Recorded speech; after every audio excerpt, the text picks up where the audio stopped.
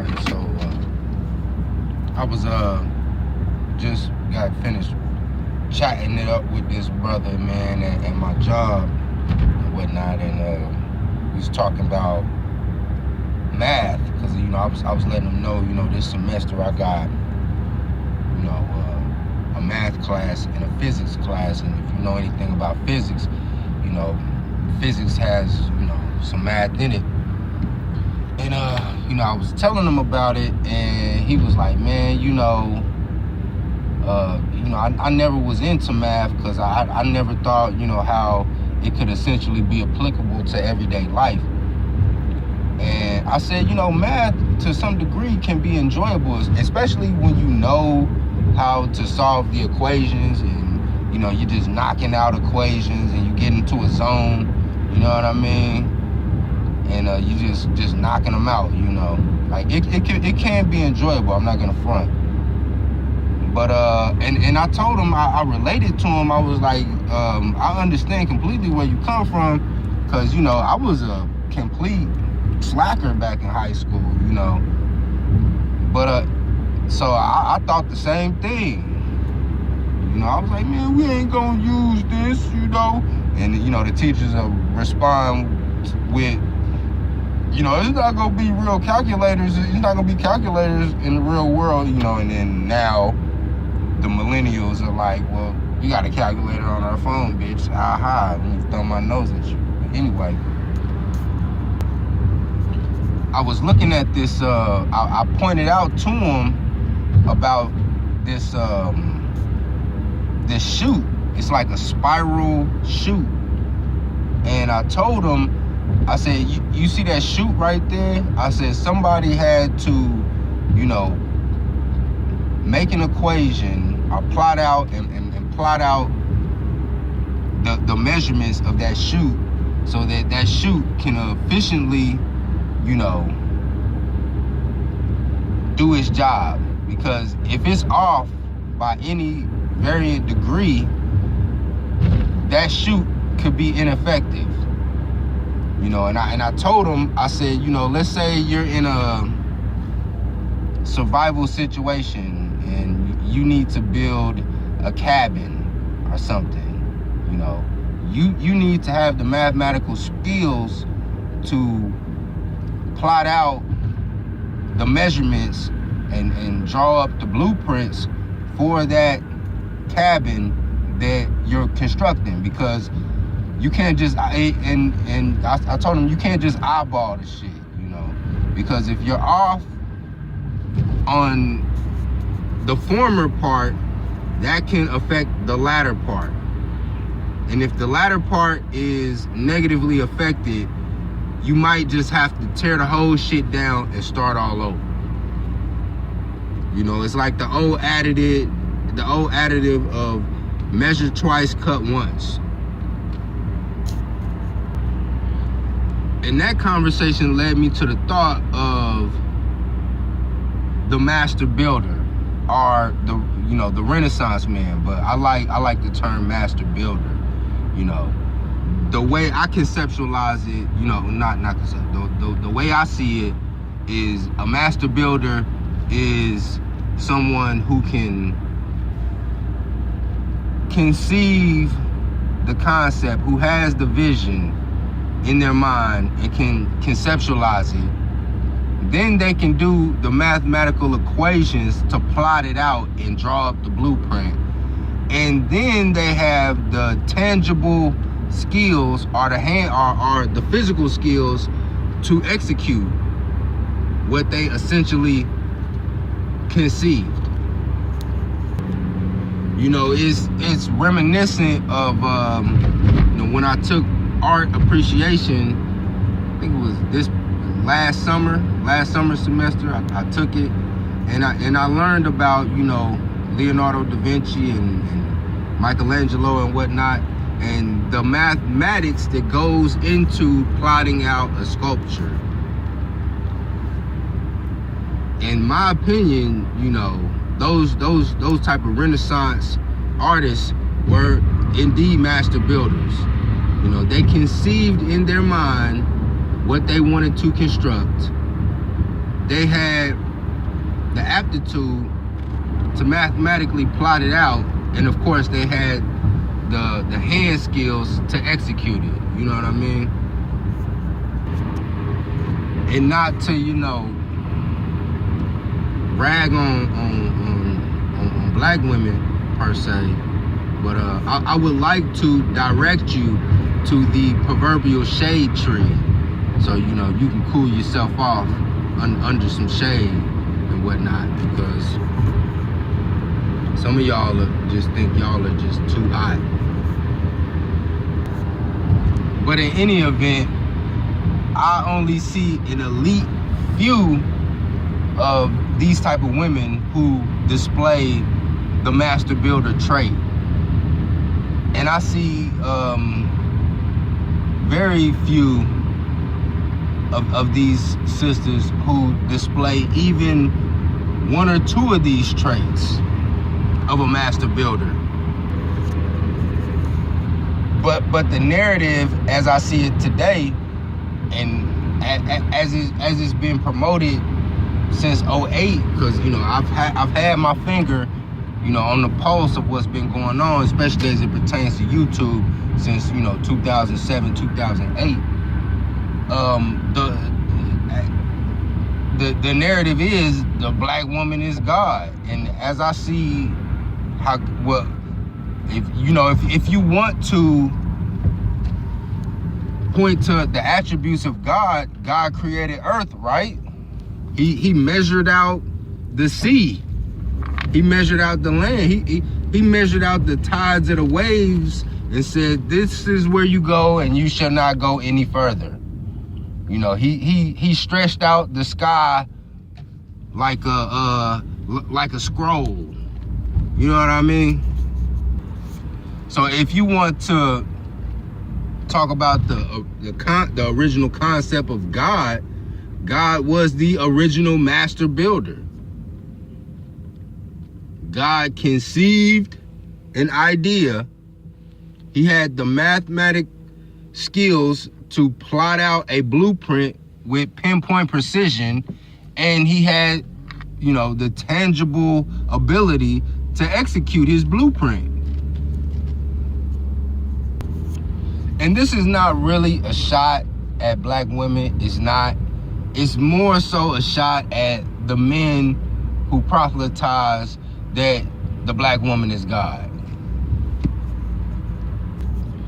Not to liken the black woman to a mural, but goddamn it, you can't put a mural in the Kentucky Derby.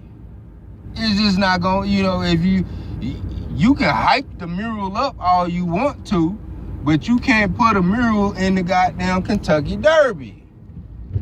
That shit ain't gonna work. That motherfucker's gonna get dusted.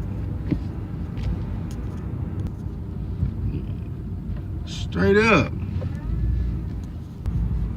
You know, for all my sports heads out there, that's tantamount to a head coach putting his 5'8" point guard in at center. You gonna send a 5'8" man down there on the block to bang, bump and grind, and fight for rebounds with gentlemen who are 6'10" and above. That's bad coaching.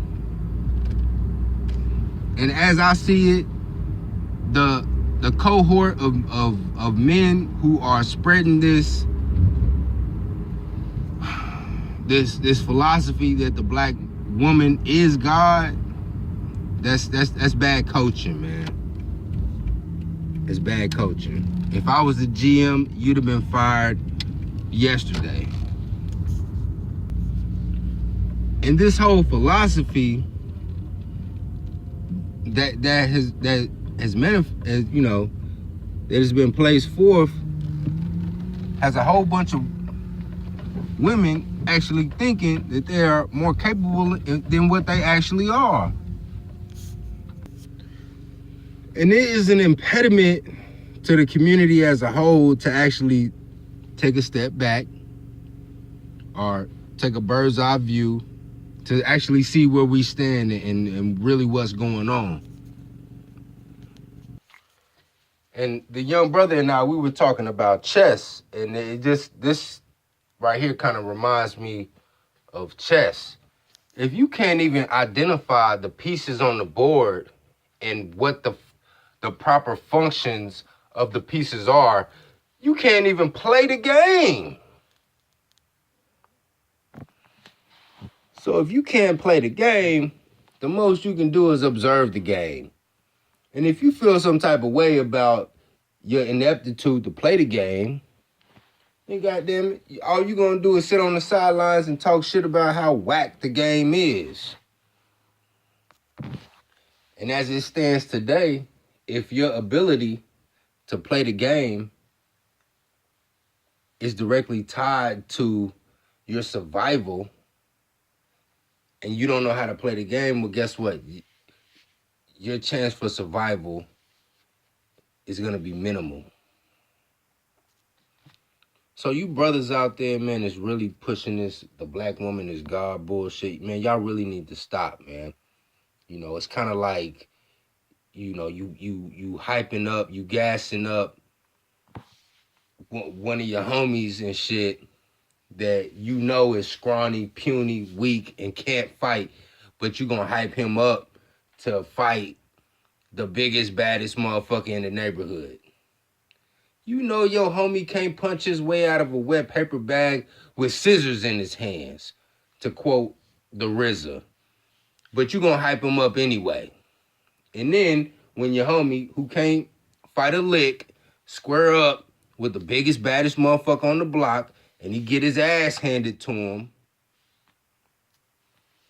you want to jump on the rest of your homies and say, well, the reason why he didn't win that fight is because y'all didn't believe in him. And y'all didn't promote that he was tough enough to actually take on this big bad motherfucker. So it's really your fault that this scrawny ass puny motherfucker isn't heralded as the heavyweight champion of 39th Street. And get the fuck out of here. Like I said before about the master builder, very few black women have the traits of conception, plotting, and execution. Hell, to go even further, very few men have the master builder traits of conception, plotting, and execution. So I mean, come on. If you can't reach the bar, you can't reach the bar. Plain and simple. But brothers, it's up to us to be the master builders. You know, I saw the vid about the Classic Man joint piece that BGS came out with a couple of days ago. And I like the idea. The Classic Man, I always had the idea of the Renaissance Man, because, you know, I always tried to strive to become a Renaissance man. You know, the man who was dashingly handsome, could talk about art, you know, could talk finances, but, you know, practice martial arts and yoga in his spare time. You know, the Renaissance man who was overall very good at a lot of disciplines. And I like the term classic man. Classic man, Renaissance man, master builder, whatever you want to go with. But brothers, it's up to us to do this shit. So we're going to have to focus on at least one of the two of those aspects of the master builder, whether it's conception, plotting, you know, which is drawing up a blueprint, and execution. If you're not an executioner, then you need to focus on either plotting or conception. If you're not a plotter or an execution, then you need to focus on conception and try your hand. If you only if your strength is one discipline, then you need to focus on that discipline and possibly try your hand at a second discipline. But in any event, we need more. We need more. We can't just have brothers walking around here saying, well, it's fucked up anyway, so I'm just gonna be the biggest piece of shit I can possibly be. Yo, I'm watching this NBA game TV channel and whatnot. Joel Embiid is everything that he was advertised to be. He was well worth the wait. Straight up. Well worth the wait. Cause he's out here clowning. Dunking, knocking down threes. But anyway. But yeah, you know, in order to be a master builder and to take pride in a lot of things, this kind of brings me back to a narrative that I've been kicking for quite some time. And some of y'all might have seen me in the comment sections of certain videos and making certain responses to certain YouTubers addressing this aspect. And that is, and I'm gonna keep saying it too. Like I'm not gonna stop. That is the aspect of the identity of the African American, quote unquote. And I'm challenging certain YouTubers, and one YouTuber in particular, to address some of the candid points that I laid out. You know, if we are Africans and we came over here via the transatlantic slave trade, well, I have some questions. Please answer these questions. You know, hey Lucy, you got some explaining to do. You explain.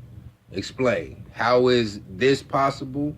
How is that possible? Let's look at the climate of the time in various countries and various countries' financial situations and whatnot. Like, I have a litany of questions. Please address this, because it is my personal belief that if the vast majority, or not even a vast majority, if a sizable number of African, quote unquote, Americans actually knew that they are indigenous and the aboriginals of this hemisphere and landmass, that they would take a lot more pride in the land. It's tantamount to renters and loaners. You know, when you kick this idea that, you know, well, this really isn't our original homeland, we were forcibly brought over here, then you're gonna have disdain for this very land. But if you are under the ideology that, hold on, this my shit the whole time, I have more rights to this land than anybody over here, you're gonna take a lot more pride in what you do and how you go about ascertaining the certain things that you need to thrive. You know, it is my belief that black people over here who are of the mind of they were brought over here on slave ships, they are renters. They're renters. And the black folks over here who are of the mind that, no, we weren't brought over here. We were already here. You know, Plymouth, we didn't land on Plymouth Rock.